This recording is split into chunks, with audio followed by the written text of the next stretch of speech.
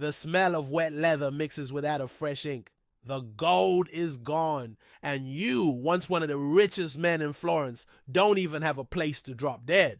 The world smiles while you sink. Welcome to the end of the Bardi. Yes, you went bankrupt, and the financial hell is just beginning. Subscribe now and share this video with anyone who thinks bankers always win.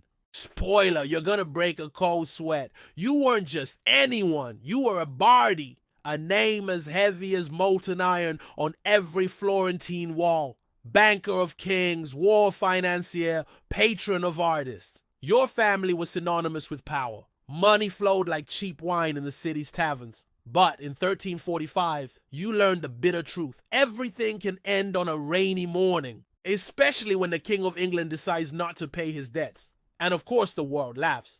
Because when a banker falls, no one cries. No one. Share this video with that economist friend who thinks Excel solves everything. You were born in silk, but the smell of dried fish from the medieval city was constant. The wealth was old, but the city didn't forgive weakness. Since childhood, you knew what was at stake. You learned to read contracts before you learned to pray.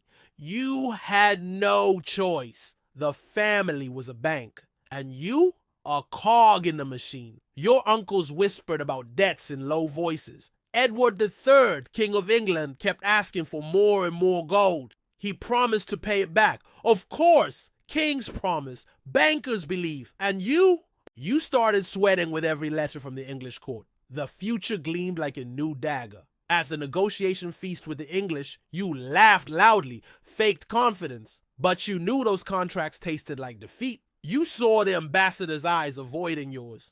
The silence between one signature and the next was the sound of the noose tightening. The rumors started before the crisis even exploded. The Bardists are weak. They lent too much. The Pope won't help. At every corner, a doubt. And Florence, which once loved your gold, now wanted to see you bleed. The people hunger for scandal. One day you woke up and the bank's door was shut. Not by your decision, but because panicked clients pulled everything out. The vaults looked like empty mouths, starving. You looked inside and saw only the echo of failure. Those who once toasted with you now cross the street to avoid greeting you. A bankrupt banker reeks. A social plague. You try to schedule meetings. They vanish. Some even laugh at you in front of your children. You can't sleep, can't eat. You see your wife hiding jewelry so it won't be pawned. Your son asks why no one invites him to hunt anymore. And you don't have the courage to tell him he's now just the son of a bankrupt man. Financial pain turns into an identity crisis. You're a ghost of yourself.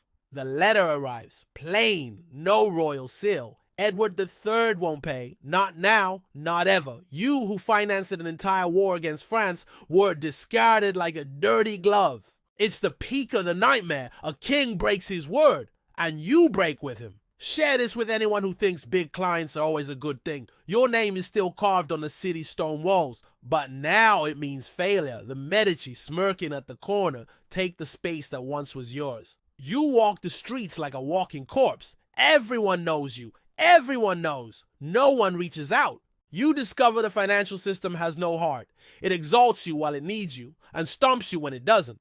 The Bardi family was a brilliant gear, but replaceable. The economy doesn't cry, it adapts. And you were just another name in the footnotes of unpaid debts. And in the end, all you wanted was to keep your family safe. But the financial system has no heroes, only pieces. And you? You became scrap metal. Subscribe, like. Because in today's world, anyone can be a Bardi waiting for the next letter from the king.